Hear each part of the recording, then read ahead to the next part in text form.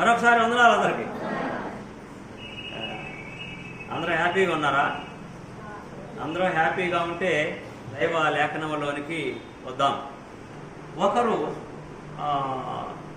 దేవునితో ప్రమాణం చేసుకుంటే, ఒప్పందం చేసుకుంటే, తండ్రి మరి నేను కానుకేస్తా నీకు, మా అబ్బాయికి కానీ మా ఇంట్లో ఎవరికైనా ఏదైనా జబ్బు వస్తే కొంతమంది ఏం చేస్తారంటే దేవునికి ఒప్పుకుంటారు. కొంతమంది ఎలాగంటే తెలియని వాళ్ళు నేను ఎక్కడి నుంచి నడిచి వస్తాను ఆయన నీ కొండకి, తిరుపతి కొండకి అని కొంతమంది ఒప్పుకుంటారు.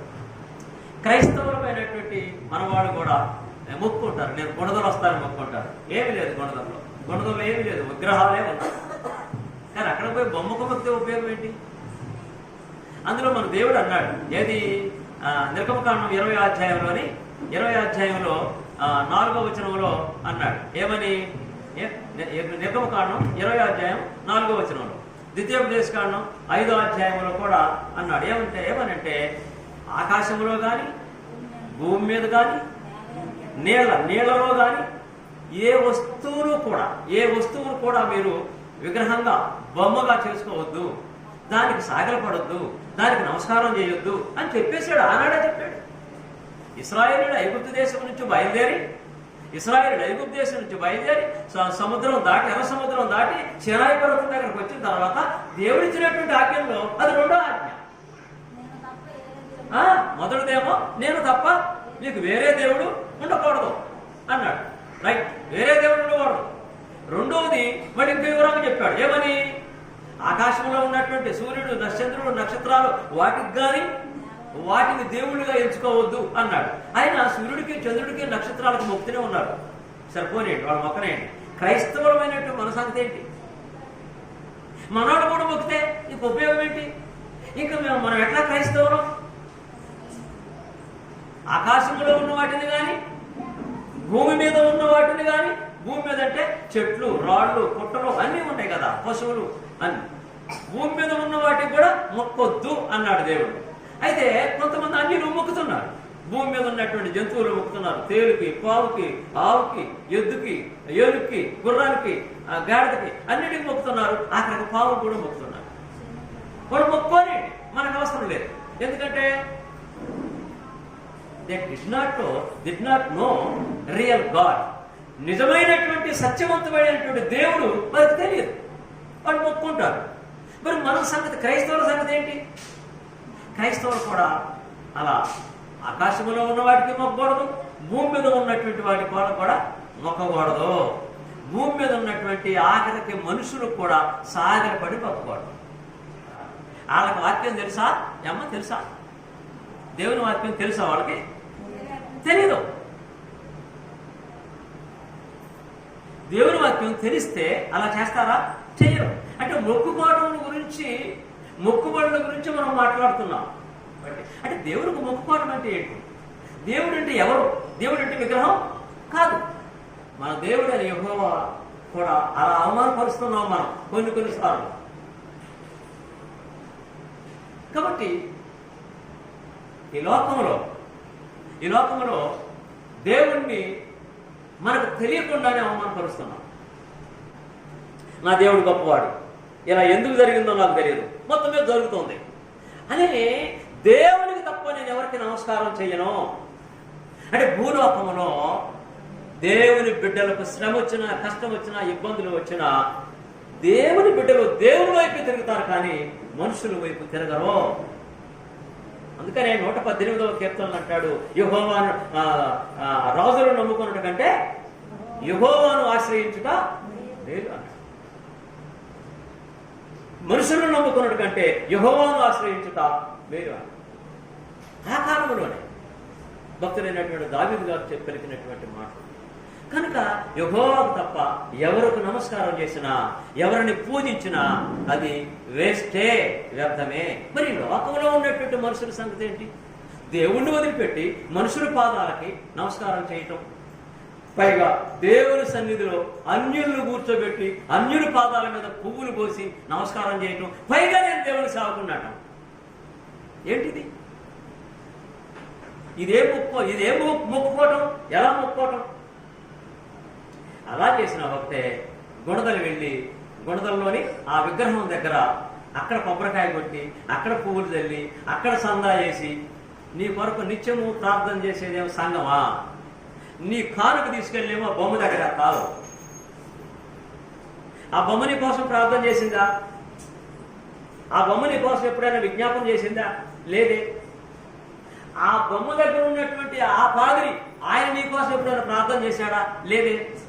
నువ్వు ఎక్కడైతే ఉన్నావో నీ ప్రాంతంలో ఉన్నటువంటి నీవు వెళ్తున్నటువంటి సంఘము నీ కోసం ప్రార్థన చేశారు, సంఘ సేవకుడు నీ కోసం ప్రార్థన చేశాడు.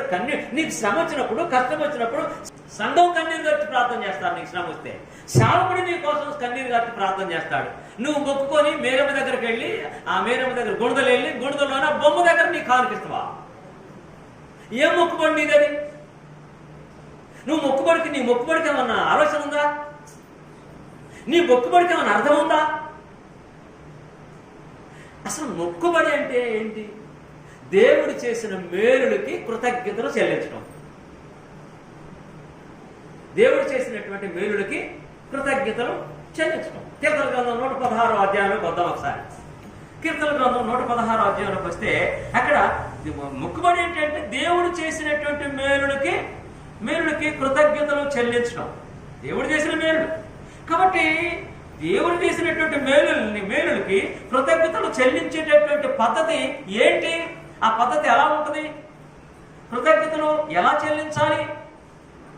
ఎలా చెల్లించాలంటే ఆ కాలంలో ఉన్నవాడు ఎలా చెల్లించారో అలా చెల్లించాలి.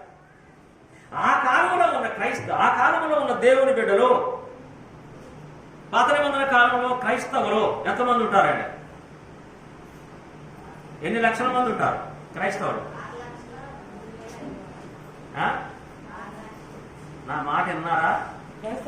పాత నిబంధన కాలంలో, యేసు క్రీస్తుకి వెనుకున్న కాలంలో క్రైస్తవులు ఎన్ని లక్షల మంది ఉంటారు? ఎస్. ఆ కాలంలో క్రైస్తవులు లేరు. క్రైస్తవులు అంటే అర్థం ఏంటంటే క్రీస్తుని వెంబడించేవారు. నెంబర్ 1. క్రైస్తవులు అంటే ఎవరంటే క్రీస్తులోనికి వచ్చిన వారు, క్రీస్తులోనికి బాప్తిసం పొందిన వారు క్రైస్తవులు. అర్థం చేసుకోవాలి. అందుకని యేసు ప్రభు వారు భూలోకానికి వచ్చిన తర్వాత, యేసు ప్రభు వారు శిలువలో రక్తము చిందించిన తర్వాత, ఆ రక్తము మన బాప్తిసంలో, ఆ రక్తం కూడా మన పాపములను కడిగివేస్తుంది కనుక క్రీస్తులోనికి బాప్తిసం పొందిన వారు క్రైస్తవులు. క్రీస్తులో ఉన్నవారు క్రైస్తవులు. ఇండియాలో ఉన్నవారు ఇండియన్స్. భారతదేశంలో ఉన్నవారు భారతీయులు, ఇండియాలో ఉన్నవారు ఇండియన్స్, అమెరికాలో ఉన్నటువంటి వారు అమెరికన్స్, అలాగే క్రీస్తులో ఉన్నవారు క్రిస్టియన్స్, క్రైస్తవులు. అంతే, సింపుల్.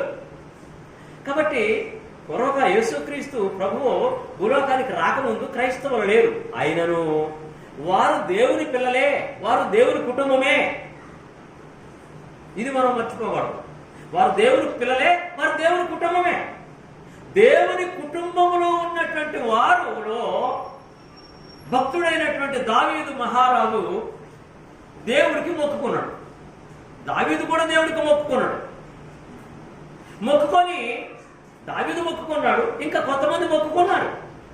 ముందు దావీదు మహారాజు మొక్కుకొని ఏమంటున్నాడంటే, నేను నా మొక్కుని ఎక్కడ చెల్లించాలి? దేవుని ప్రజలందరి ఎదుట చెల్లించాలి అన్నాడు. దేవుని ప్రజలు అంటే ఎక్కడ? నువ్వు ఎక్కడికైతే ఆరాధన పెడతావో, ఎక్కడైతే దేవుని ప్రజలు ఉన్నారో అక్కడ ఆ మొక్కుని చెల్లించాలి. విగ్రహానికి చెందినటువంటి ఆరాధన. నీ దేవుడైన యెహోవా ఏమన్నాడు? విగ్రహం దగ్గరకు వెళ్ళొద్దు అన్నాడు. నేను వెళతా ప్రభువా, నేను నీకు మొక్కుకున్నా, నేను పోయి బొమ్మ దగ్గర విగ్రహం దగ్గర వేస్తా, నువ్వు విగ్రహం దగ్గర వెళ్ళొద్దు అన్నాడు దేవుడు. నేను వెళతా అంటున్నావు అంటే నీలో సాతాను పని చేస్తున్నాడు, కానీ దేవుడు పని చేయట్లా. సాతాను ఆత్మ పని చేస్తుంది, కానీ దేవుని ఆత్మ పని చేయట్లా. ఇది మొక్కుబడి విషయం. మొక్కుకున్నారు, ఆ కాలంలో కూడా మొక్కుకున్నారు. క్రైస్తవ కాలానికి వెనక కాలంలో మొక్కుకున్నారు. ఇదొక సంఘటన. దావీదు ఏమన్నాడు? దావీదు ఎప్పుడు? క్రైస్తవ కాలం ప్రారంభం కాకముందు దావీదు మొక్కుకున్నాడు. ఆయన మొక్కుకొని 116 అధ్యాయంలో 12వ వచనం చూద్దాం ఒకసారి. 116 అధ్యాయం. యెహోవా నాకు చేసిన ఉపకారములన్నిటికీ నేను ఆయనకి ఏమి చెల్లించుదును ఇక్కడ అంటున్నాడు. అంటే మొక్కుబడి ఎందుకు మొక్కుకుంటారంటే దేవుడు చేసిన మేలుడికి ఉపకారం అంటే మేలు. దేవుడు చేసిన మేలుడి కోసం దేవుడికి ఒప్పందం చేసుకుంటారు, మొక్కుకుంటారు. తండ్రి నువ్వు నాకు మేలు చేశావు, నాకు అద్భుతమైన మేలు చేశావు, నా మనసులో నీకు ఇవ్వాలని ఉంది అని అని చెప్పి అలా మొక్కుకుంటారు. ఈ మొక్కుబడిని ఎక్కడ చెల్లించాలి? నేను ఎలా రక్షించబడ్డాను, నేను ఎలా ప్రమాదం నుంచి కాపాడబడ్డాను, లేదా నా కుటుంబము ప్రమాదం నుంచి ఎలా కాపాడబడ్డది, నా కుటుంబంలో ఒక వ్యక్తి ఎవరైనా ఒక వ్యక్తి ప్రమాదం నుంచి ఎలా తప్పించుకున్నారు, దీన్ని ప్రకటిస్తూ దేవుడు ఈ మేలు నాకు చేశాడు అని అదే రక్షణ పాత్ర. అంటే నీకు జరిగినటువంటి మేలు, నువ్వు రక్షింపబడినటువంటి విధానం, అంటే ప్రమాదం నుంచి తప్పించబడినటువంటి విధానం. రక్షణ పాత్రను చేతపుచ్చుకొని యెహోవా నామమున ప్రార్థన చేసేదను. మొట్టమొదట ప్రార్థన చేయాలి నేను. ఎవరి నామమున? యెహోవా నామమున ప్రార్థన చేస్తా. ఏ విగ్రహము దాని నామములో కాదు, ఏ మనిషి నామములో కాదు, ఏ బొమ్మ దగ్గర కాదు, సూర్యుడు కాదు, చంద్రుడు కాదు, నక్షత్రాలు కాదు, భూమి మీద ఉన్నాయి కాదు, సముద్రాల్లో ఉన్నట్టువి కాదు. తర్వాత 14వ వచనం, యెహోవాకు నా మొక్కుబడులు చెల్లించదను. ఎవరికి మొక్కుబడి చెల్లించాలి? యెహోవాకు నా మొక్కుబడులు చెల్లించదను. యెహోవా ఎక్కడ ఉన్నాడో? గుణదల్లో ఉన్నాడా? చెప్పండి. గుణదల్లో ఉన్నదేంటి? విగ్రహం, బొమ్మ. ఇక్కడ యెహోవాకు నా మొక్కుబడులు చెల్లించదను. యెహోవా ఎక్కడ ఉన్నాడు? ఎక్కడ ఆరాధన జరిగితే అక్కడ యెహోవా ఉన్నాడు. ఎక్కడ ప్రభు యొక్క సంఘం ఎక్కడ కూడుకొని ఉంటే అక్కడ యెహోవా ఉన్నాడు. ఆ కాలంలో యెరూషలేములో దేవుని యొక్క మందిరములో యెహోవా ఉన్నాడు. అక్కడ మందసం ఉంది, ఆ మందసం మీద కెరూబులు ఉన్నాయి. ఆ అద్భుతమైనటువంటి అతి పరిశుద్ధమైన స్థలము, అది శక్తివంతమైంది, అక్కడ యెహోవా ఉన్నాడు. ఆ కాలంలో యెరూషలేములో యెహోవా ఉన్నాడు, దేవుడు ఉన్నాడు. యెహోవా అంటే దేవుడు, దేవుడు అంటే యెహోవా. కనుక నేను యెహోవా ఏమంటున్నాడు ఇక్కడ? యెహోవాకు నా మొక్కుబడులు చెల్లించదను. తర్వాత ఏమంటున్నాడు? ఆయన ప్రజలందరి ఎదుటనే చెల్లించదను. ఆయన ప్రజలు ఎక్కడ ఉంటారు? ఆయన మందిరంలో ఉంటారు. ఆయన ప్రజలు ఆయన మందిరంలో ఉంటారు. కాబట్టి మన వాళ్ళు తెలియక తప్పు చేస్తున్నారు, తెలియక పొరపాటు చేస్తున్నారు. ఏం మామూలు పొరపాటు కాదు. దేవుడిని అక్కడ పెట్టి, దేవుడు అని పెట్టి ఉండు, నేను అక్కడ మొక్కొస్తాను, నేను అర్థానికి ఆడతాను. నీకోసము నిత్యము నీకు ప్రమాదం అయితే నిత్యము సంఘం ప్రార్థన చేస్తుంది, సేవకుడు ప్రార్థన చేస్తాడు, అందరూ ప్రార్థన చేస్తారు. నీ మొక్కుబడిని ఎక్కడ చెల్లించాలంటే అందరి సమక్షంలో సంఘములో చెల్లించాలి. అది దేవునికి మహిమ, అది దేవునికి మహిమ. నువ్వు ఇచ్చేటటువంటి డబ్బులతోని ఆ విగ్రహం, చిన్న విగ్రహం ఇంకా పెద్ద విగ్రహం చేస్తారు. దానివల్ల నీ విగ్రహానికి ఉపయోగపడుతున్నాయి కానీ నీ డబ్బులు, లేకపోతే ఇంకొక చోట విగ్రహం కడతారు, దానికి ఉపయోగపడుతున్నాయి కానీ జీవము కలిగినటువంటి దేవుని సంఘములో దేవుని పని కొరకు ఉపయోగపడే కావే. అంటే మొక్కుబడులు ఎక్కడ చెల్లించాలంటే, మొక్కుకుంటే మొక్కుబడులు ఎక్కడ చెల్లించాలంటే దేవుని ప్రజల మధ్య దేవుని యొక్క సన్నిధిలో చెల్లించాలి అని ఏమంటున్నాడు. ఏమని? 14వ వచనంలోని, యెహోవాకు నా మొక్కుబడులు చెల్లించదను, ఆయన ప్రజలందరి ఎదుటనే చెల్లించదను. ఇది ఆయన చేసినటువంటి 17వ వచనంలో వద్దాం. ఇక్కడ తర్వాత కొన్ని మాటలు ఉన్నాయి. 17వ వచనంలో ఏమంటాడంటే, నేను నీకు కృతజ్ఞతార్పణ అర్పించదను. దేవుడితో డైరెక్ట్ మాట్లాడుతున్నాడు. దేవా నేను, అంటే 16వ వచనంలో అంటాడు యెహోవా, 16లో యెహోవా నేను నిజముగా నీ సేవకుడును, నీ సేవకుడును, నీ సేవకురాలి కుమారుడై ఉన్నాను. నీ సేవకురాలు అంటే నిన్ను ప్రార్థన చేసేటటువంటి నీ బిడ్డ కుమారుడిని, నేను నీ సేవకురాలి కుమారుణ్ణి అన్నాను. అవునాను, నీవు నా కట్లు విప్పి ఉన్నావు. అంటే నా కట్లు విప్పి ఉన్నావంటే సాతాను దగ్గర నుంచి నన్ను విడిపించావు, నన్ను రక్షించావు, నేను నీ సన్నిధిలో ఉంటానని నాకు కృప చూపావు. రైట్, మంచిది. నేను నీకు కృతజ్ఞత అర్పించదను, నీకు అర్పణ అర్పిస్తున్నాను. యెహోవా నామమున ప్రార్థన చేసేదను, ఆయన ప్రజలందరి ఎదుటను, యెహోవా మందిరపు ఆవరణములోను, యెరూషలేమా నీ మధ్యన. అంటే యెరూషలేము అప్పుడు దేవుని యొక్క ఆలయం. ఆ కాలంలో. యెరూషలేమా, యెహోవాకు నీ మధ్యలో నేను నా మొక్కుబడులు చెల్లిస్తా అన్నాడు. యెరూషలేము అంటే యేసు ప్రభు యొక్క సంఘానికి పునాది. యేసు ప్రభు యొక్క సంఘము ప్రారంభమైంది ఎక్కడ? యెరూషలేములోనే. అదే దాన్ని సియోను కొండ అన్నారు. సియోను కొండ అంటే యెరూషలేము. సీనాయి కొండ అంటే అరణ్యంలో ఉన్నది సీనాయి కొండ. సియోను కొండ అంటే యెరూషలేము. యెరూషలేముకి సియోను కొండ అనే పేరుంది. 19వ వచనంలోని నేను యెహోవాకు నా మొక్కుబడులు చెల్లించదును. యెహోవాను స్తుతించుడి. యెహోవాను స్తుతించండి. ఆయన భయపరచండి, ఆయన కనపరచండి, యెహోవాను స్తుతించండి. మేరమ్మ విగ్రహం కాదు, యేసు ప్రభు విగ్రహానికి కాదు. ఉపయోగం ఏంటి? కాబట్టి మొక్కుబడులు ఎక్కడ చెల్లించాలంటే, మొక్కుబడులు నువ్వు మొక్కుకుంటే ఆ మొక్కుబడులు సంఘమ మధ్యలో చెల్లించాలి. మొక్కుకున్నటువంటి వ్యక్తి 1,00,000 రూపాయలు మొక్కుకున్నాడు ఉదాహరణకి, అంతే కదా, ఎంతో కొంత. సరే 1,00,000 కాదు, ఒక 10,000 మొక్కుకున్నాడు. 10,000 మొక్కుకున్నాడు, ఆ మనిషి బాగుపడ్డాడు. తన బిడ్డ కోసమో, తన భార్య కోసమో, తన భర్త కోసమో, తన అమ్మమ్మ కోసమో, తన కొడుకు కోసమో, ఎవరి కోసమో మొక్కుంది ఒక తల్లి. అయ్యా నీ సన్నిధికి నేను 10,000 తీసుకొచ్చి అయ్యా నీకు ఇస్తా నేను అన్న. ఓకే, ఎక్కడ ఇవ్వాలి? దేవుని సన్నిధిలో ఇవ్వాలి. ఓకే, మొక్కుకున్నది కానీ 10,000 చెల్లించేటటువంటి స్తోత్రం లేదు. ఆ 10,000 తీసుకొచ్చి దేవుని సన్నిధిలో మొక్కోవడం మీద మొక్కుంది. ఆ టైంలో ఆ భయం అలా చేసేది. అయ్యా అయ్యా అయ్యా అయ్యా నేను 10,000 ఎత్తున ఆయన, నీ సన్నిధిలో నేను 10,000 ఎత్తున ఆయన, నాకు నా కొడుకుని కాపాడాయి. ఎందుకంటే కొడుకు మీద ఉన్న ప్రేమ, ఆ ఇష్టం, బొవ్వ నీళ్లు మానేసి మొక్కుకుంటారండి. ఆయనకి అలా చేస్తుంది కదా, ఆ టైంలో అలా చేస్తుంది.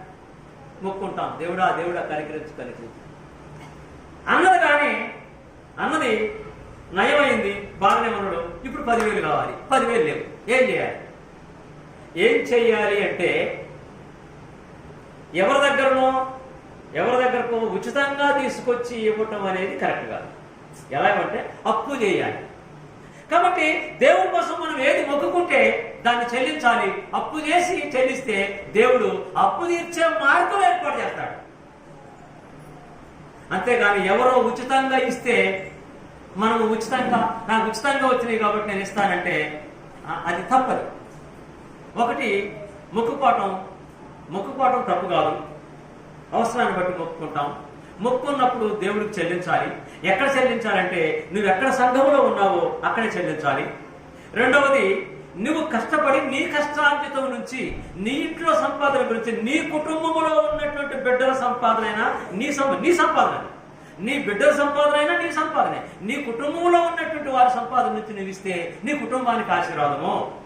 లేకపోతే అప్పు చేసి ఇస్తే ఆశీర్వాదము, అప్పు తర్వాత తీసుకుంటాం. ఒకసారి మనము సమూయేలు గ్రంథంలో పెడితే, సమూయేలు గ్రంథంలో అన్న దేవుడికి మొక్కుంది. అన్న కూడా దేవుడికి మొక్కుంది, మనకు తెలిసిన విషయమే. అన్న దేవుడికి మొక్కుకొని, సమూయేలు గ్రంథం 1వ అధ్యాయం, అన్న దేవుడికి మొక్కుకొని ఏం చేసిందండి? మొక్కు చెల్లించిందా లేదా? చెల్లించింది. మొక్కు ఏ విధంగా చెల్లించింది? ఏమండి, శిలోహులో కొన్ని వందల దగ్గర 150 కిలోమీటర్ల దూరంలో ఉన్న శిలోహులో ఉన్నటువంటి మందిరం దగ్గరికి వెళ్ళిపోయారు.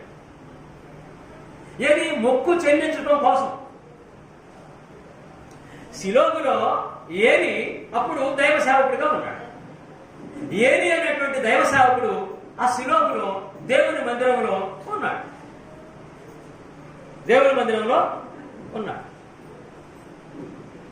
అప్పుడు శిలోహులో దేవుని మందిరం ఉంది. మొక్కుకున్నది ముందు అక్కడే, ఆ మందిరంలోనే మొక్కుకుంది. ఆ మందిరంలోనికే వచ్చింది, ఆ మందిరంలో మొక్కుంది. ఏం మొక్కుంది? బిడ్డలు కావాలని మొక్కుంది. అంతే కదా? అంతేనా? దేవుని సన్నిధిలో బిడ్డలు కావాలి అంటే, నాకు కొడుకు కావాలి, నాకు కొడుకునిస్తే ఆ కొడుకుని వాడు పాలు మరిసేదాకా పాలిచ్చి తర్వాత నీ సన్నిధిలో నేను నీకు అప్పచెప్తా, నీ పని కోసం, నీ సేవ కోసం అప్పచెప్తా అన్నది ఈమె. ఎవరమ్మాయి? అన్న అన్నది. మరి ఆ మొక్కుని ఏమండి, ఆ మొక్కుని తన కొడుకుని సేవకు అర్పించిందా, పక్కింటి అబ్బాయిని అర్పించిందా? పోనీ అప్పు తీసుకొచ్చిందా? లేదు కదా. తను ఏదైతే మొక్కుకుందో అదే చేసింది. ఆ మొక్కుబడే తీర్చుకుంది.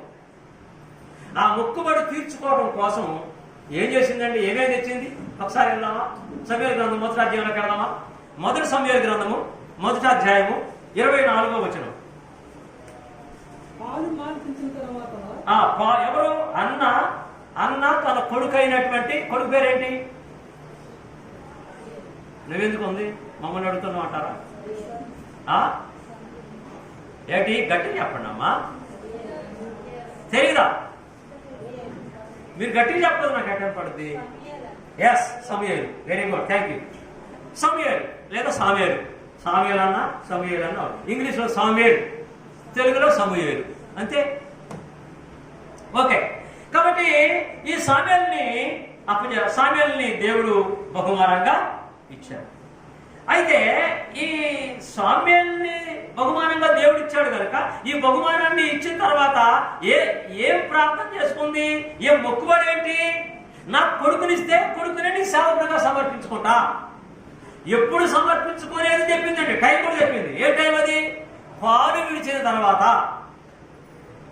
ఎంత కరెక్ట్ గా మొక్కుబడి చేసుకుంది, కరెక్ట్ గా మొక్కుబడి చెల్లించుకుంటాం. నీ సన్నిధిలో నేను ఉంచుతా అని మొక్కుకుంది. మరి మొక్కుకున్నటువంటి ఏం చేసిందండి? మొక్కు చెల్లించింది. అసలు నువ్వు మొక్కుకునేటప్పుడు ఏది మన సంగతికి వస్తే, మనం మొక్కుకునేటప్పుడు నేను ఇది చెల్లించగలనా లేదా అని ఆలోచన చేయాలి. ఫస్ట్ నువ్వు, నేను దేవునికి ఇది ఇవ్వగలనా లేదా అని ఆలోచన చేయాలి. మనకున్న ఆస్తిలో, మనకున్న సంపదలో నేను దేవునికి ఎంత ఇవ్వగలను అని ఆలోచన చేసుకునే మొక్కుకోవాలి. ఆలోచన చేయకుండా అయ్యా నువ్వు నీ జబ్బు తగ్గితే నేను ఆకాశానికి ఎగిరొస్తా అని నువ్వు మొక్కుంటే ఎట్ట ఎగిరిపోతావు? అది సాధ్యమేనా? కాబట్టి సాధ్యపడే విధంగానే మొక్కుకోవాలి. ఈ అన్న మొక్కున్నటువంటి మొక్కుబడి ఆమెకు సాధ్యపడేదే కాదా?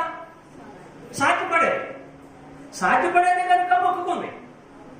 నాకు కొడుకునిస్తే వాడు పాలు విడిసిన తర్వాత నీ సేవకు నేను సమర్పించుకుంటా. వాడి యొక్క తల మీద క్షవరమ కత్తి, మంగళ కత్తి పెట్టనీయను. వాడు బ్రతుకు దినములన్నయో నీ సేవకుడిగా బ్రతుకుతాడు. నేను అలా నీ సేవకు అర్పిస్తా అని మొక్కుకుంది. అలా సేవకుడుగా అన్న బ్రతికినంత కాలము సమూయేలు సేవకుడుగా బ్రతకడం కోసం ఎప్పుడు కూడా కాసుకొని చూసేది. ఇలా తల్లిదండ్రులు పిల్లలు వాడు బడికి పోతున్నప్పుడు బడికి పోయి ఇంటికి వస్తుండా లేదా అని కొంతమంది ఆలోచన చేస్తారండి. కొంతమంది పనులకు పోతారు, కూర్చుంటాడు ఇంటికి అనుకుంటారు, ఎక్కువ పట్టించుకోరు. అన్న అట్లా కాదండి. అన్న అట్లా కాదు. వాడు చిన్నతనం నుంచి కూడా పెద్దవాడైనప్పుడు కూడాను క్షవరమ కత్తి నెత్తి మీద పెట్టకుండా ఉండటం కొరకు కొడుకు చెప్పాల్సిన మాటలు చెప్పింది. ఆయన నీ తల మీద క్షవరమ కత్తి రాకూడదు, నీ జుట్టు ఎప్పుడు కత్తిరించొద్దు, నువ్వు చాలా జాగ్రత్తగా ఉంచుకో, ఇవి దేవుడికి సమర్పణ చేసినవి. నేను మొక్కుకున్నానా? నేను ఒప్పుకున్నా కాబట్టి నువ్వు జాగ్రత్తగా ఉండని తల్లి ఎప్పుడు కూడా జాగ్రత్తగా చూస్తూ ఉండేది. నా కొడుకు ఏడన్నా తప్పు చేస్తుండా, నా కొడుకు ఏడన్నా బాధపడుతుండా, నా కొడుకు ఏడన్నా క్షవరం చేపిస్తుండా, ఆ పిల్లలోని ఈ పిల్లలోని వాడిని వీడిని చూసి ఈడు కూడా మా పిల్లగాడు కూడా ఏమన్నా క్షవరం కత్తి ఏమన్నా మొక్కించుకుంటాడు, కట్ చేయించుకుంటాడా, అయ్యో నేను దేవుడికి చేసుకున్నటువంటి మొక్కుబడి చెల్లించకపోతే ఒకవేళ ఏదైనా అయితే నా కొడుకు ఏమన్నా అయితే తల్లి భయం. అందుకని ఎటుపోయినా వాడికి చూస్తూ ఉండేది. దేవుడి సన్నిధిలో సమర్పించుకొని వాడిని కాసుకొని ఉండేది. నీ పిల్లలు దేవుడి సన్నిధికి వస్తున్నారా లేదా అని ఎప్పుడైనా నువ్వు కాసుకొని ఉన్నావా? నీ పిల్లల్ని దేవుడి సన్నిధికి మన పిల్లల్ని దేవుడి సన్నిధికి తీసుకురావడం కోసం మనం ఏమైనా ప్రయత్నాలు చేసామా? వాడు బాప్తిసం పొందడానికి మనం ఏమైనా ప్రయత్నం చేసినావా? మొక్కై వంగనది మ్రోనై వంగదని దేవుడు చెప్తున్నాడు. బాలుడు నడవలసిన త్రాగున వానికి నేర్పు అని దేవుడు చెప్తున్నాడు. కాబట్టి అన్న చిన్నతనం నుండి కూడాను తన బిడ్డకి ఏం చెప్పాలో అది చెప్పింది, సమయానికి ఏది చెప్పాలో అది చెప్పింది. అన్న అప్పు తేలేదండి. అన్న అప్పు తేలే. మనం ఇక్కడ గమనించాలి. ఉచితంగా ఎవరైనా ఇస్తే అది ఇవ్వటం కాదు. దేవుడితో ఏది ప్రమాణం చేసుకుందో ఆ ప్రమాణాన్ని నెరవేర్చుకుంది అన్న. నెరవేర్చుకుంటూ ఏం చేసింది? వస్తా 3 కోడెలను తీసుకొచ్చింది దేవుని సన్నిధికి. విందు విందు చేయడం కొరకు 3 కోడెలను తీసుకొచ్చింది. 3 కోడెలను తీసుకొస్తే అక్కడ దైవ సేవకుడైనటువంటి ఏలీ గారు ఉన్నాడు కదా. ఏలీ గారు ఆయన ఏమనుకున్నాడో, ఒక కోడెను మాత్రమే విందుకు ఏర్పాటు చేశారు. వచ్చినటువంటి ప్రజలను ఉద్దేశించి ఎంతమంది ప్రజలు ఉన్నారో ఆ ప్రజలకి ఒక కోడెతో అంటే ఒక కోడిని ఒకదాన్ని విందుకు ఏర్పాటు చేశారు. మిగతా రెండింటిని దేవాలయం దగ్గర ఆ దేవుని యొక్క సన్నిధిలో కట్టేసేశారు. అంటే ఆ పిల్లవాడు కూడా అక్కడే యెహోవాకి మొక్కాడు. ఎవరు చెప్పారు మొక్కమని? ఎవరండి? తల్లి. మరి మనం తల్లి మాట విని తల్లి మాట ప్రకారము దేవుని సన్నిధిలోనికి వచ్చి దేవునికి మొక్కమంటే మొక్కినటువంటి ఈ సమూయేలు ఏమయ్యాడో తెలుసండి? పెద్ద జడ్జి అయ్యింది. పెద్ద జడ్జి, ఇశ్రాయేలీలందరికీ సుప్రీం కోర్టు జడ్జి లాగా ఒక జడ్జి అయ్యాడు. ఒక జడ్జి, ఒక ప్రవక్త, ఒక దైవ సేవకుడు. ఒక జడ్జి అయ్యాడు, ఒక ప్రవక్త అయ్యాడు, ఒక దైవ సేవకుడు అయ్యాడు. దీని అంతటికీ మూలం ఎవరండి? ఎస్, తల్లి. అమ్మ తలుసుకుంటే దేనికి కొదమడదు. అమ్మ తలుసుకుంటే, అందుకని తల్లులారా మీకు వందనాలు. మీ పిల్లల్ని ఏం చేయాలనుకుంటున్నారో వాళ్ళు మీ చేతిలో ఉన్నారు. మీ పిల్లల్ని ఏం చేయాలనుకుంటున్నారో మీ చేతిలో ఉన్నారు. కాబట్టి మొక్కుకున్నది మొక్కుబడి తీర్చేసింది. మనం కూడా మొక్కుకుంటే మొక్కుబడి తీర్చేసుకోవాలి. ఎక్కడ తీర్చేసుకోవాలి? ఎక్కడ మొక్కుకున్నామో అక్కడ. ఎక్కడున్నాం మనము? కల్లూరు క్రీస్తు సంఘంలో ఉన్నాం. మనం మొక్కుంటే ఇక్కడే మొక్కుంటాం. ఇక్కడ మొక్కుకొని, నాయన నేను తిరుపతి వస్తాను ఆయన, నాయన నేను గుణదలు వస్తాను ఆయన అంటే ఎంత తప్పది. ఎక్కడ మొక్కుకుంది? తాను ఎప్పుడూ ఎక్కడ ఆరాధన కడుతుందో అక్కడే మొక్కుకుంది. దావీదు ఎక్కడ మొక్కుకున్నాడు? తను యెరూషలేములో ఉన్నాడు కాబట్టి యెరూషలేములో మొక్కుకున్నాడు. అందరూ కూడా ఇంకా కొంతమంది టైం లేదు కనుక అందరూ కూడా మొక్కుకున్న వాళ్ళందరూ కూడా తాము ఉన్న చోటనే మొక్కుకుంటున్నారు. అక్కడే మొక్కులు చెల్లించుకుంటున్నారు. కానీ అయితే నేను గుణదలో మొక్కుకున్నాను. గుణదలో నీకు ఎవరు తెలుసు? ఆ మేరమ్మ విగ్రహం కానీ, ఆ యేసుప్రభు బొమ్మ కానీ, ఆ బొమ్మలకు నువ్వు మొక్కుకోవటానికి, నువ్వు అక్కడికి వెళ్ళి మొక్కుకోవటానికి నువ్వు అక్కడ సంఘ సభ్యుడివా? కాదు కదా. అన్న ఎక్కడ మొక్కుందో అక్కడే తన మొక్కుబడిని తీర్చుకోండి. దావీదు మహారాజు ఎక్కడ మొక్కుకున్నాడో అక్కడే తన మొక్కును తీర్చుకున్నాడు. ఇలా తీర్చుకోవాలి అని చెప్పాడు. అలానే తీర్చుకోవాలని చెప్పాడు. మనం ఇక్కడ సంఘంలో ఉన్నటువంటి బిడ్డలము మొక్కుకుంటే ఇక్కడే దేవుని ప్రజల మధ్యలో ఆ మొక్కుబడి చెల్లించుకోవాలి. ఇంతకుముందు చాలా మంది నేను దేవుని సన్నిధిలో కూటమి ఏర్పాటు చేసి అందరికీ భోజనాలు పెడతానని మొక్కున్నారు. మీ కుటుంబం అంతా కలిసి మొక్కున్నారు, దైవ సన్నిధిలో చెప్పారు. అలాగే మొక్కుబళ్ళు అలా చెల్లించుకున్నారు. సువార్త కూటాలకు వచ్చినటువంటి వారికి భోజనాలు పెడుతూ మీ మొక్కుబళ్ళు చెల్లించుకున్నారు. అది కరెక్ట్. అది మొక్కుబడి మనం ఎక్కడైతే ఉన్నామో అక్కడే మొక్కుబడి తీర్చుకోవాలి. అయితే మొక్కుబడి చెల్లించడానికి నీ దగ్గర డబ్బులు లేకపోతే అప్పు చేసి మొక్కుబడి చెల్లించుకో, అప్పు తీర్చుకో. ఇది దేవునికి ఇష్టమైంది. నీ దగ్గర ఉంటే నీ కుటుంబంలో ఉన్నటువంటి సంపాదనలో ఎవరి సంపాదన? నీ కుటుంబం కనుక నీ కుటుంబంలో ఉన్నటువంటి సంపాదనతోని ఆ మొక్కుబడి చెల్లించుకోవాలి. ఒకవేళ నీ కుటుంబంలో ఆ ధనం లేదు, ఆ వస్తువు లేదు, అప్పు చేసి పక్కన దగ్గర అప్పు చేసి ఆ మొక్కుబడిని తీర్చుకో, తర్వాత అప్పు తీర్చుకో. మీ ప్రశ్నకు జవాబు దొరికిందా? Okay, thank you. కనుక పూర్వకాలంలో ఉన్నటువంటి భక్తులు ఆ విధంగా మొక్కుకున్నారు, ఆ విధంగా తమ మొక్కుబడులు తీర్చుకున్నారు. మనం కూడా బాప్తిసం పొందినప్పుడు మొక్కుంటాం. అయ్యా నా బతికినంత కాలం నేను నీతోనే ఉంటాను ఆయన అని అంటాం, మొక్కుకుంటాం. మొక్కున్న తర్వాత మనం కొంతకాలం తర్వాత మనం దేవునితో ఉండకుండా మళ్ళీ విగ్రహాల దగ్గరకు పోవటం, మళ్ళీ ఇంకేదో ఎక్కడికో పోవటం అని చేస్తే అది దేవునికి ఇష్టమైంది కాదు. ఆ మొక్కుబడిని మనం నెరవేర్చిన వారము కాదు. మొక్కుబడి నెరవేర్చకపోతే అపవాది మన ఎమ్మటే ఉంటాడు. వాడు మనల్ని చిక్కుల్లో పెడతాడు. వాడు మనల్ని పిండేస్తాడు. మనం గుడ్డ తడిపి ఎట్లా పిండుతామో అలా పిండేస్తాడు సాతాను. మనం విలవిలలాడిపోతాం. వాడు పిండినప్పుడు మనం విలవిలలాడిపోతాం. కాబట్టి అపవాదికి చోటు ఇవ్వకుండా ఉండాలంటే దేవుడికి మొక్కుబడులు మనం మొక్కుకుంటే, if you promise any time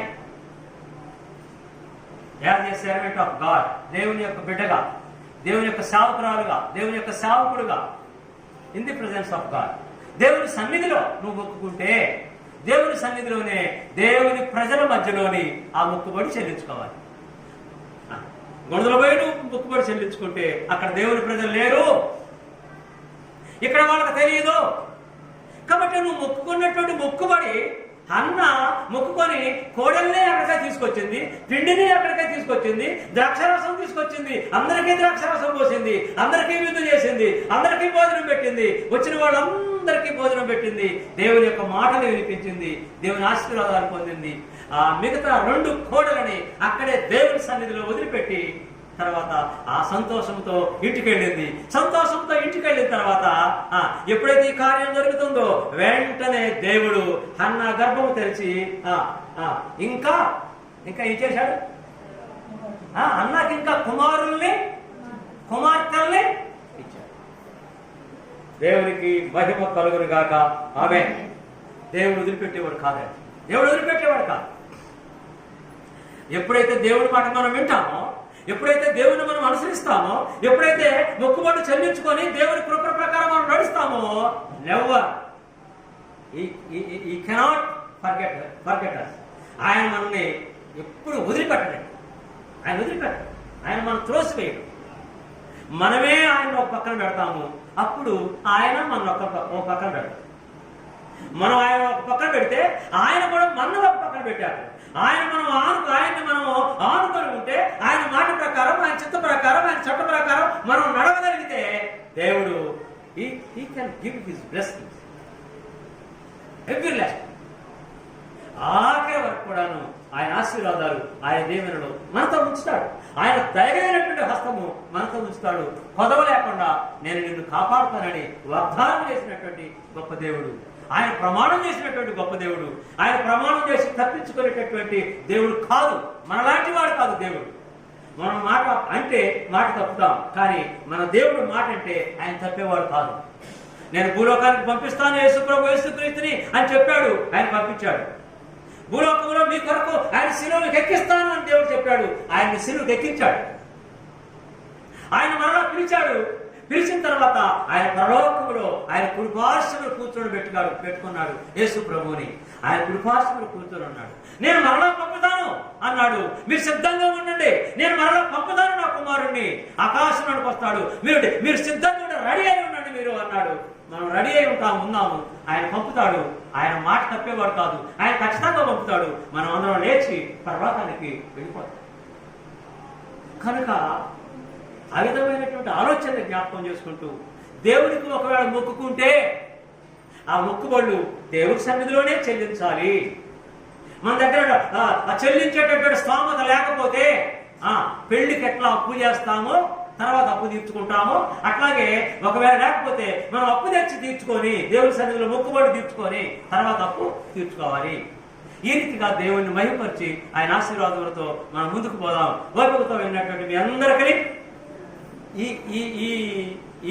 ఈ డౌట్ అడిగి ఈ డౌట్ని క్లియర్ చేయడానికి మనందరికీ సహాయపడినటువంటి జయరాజు గారికి కూడా వందనాలు తెలియజేస్తూ ముగిస్తున్నారు.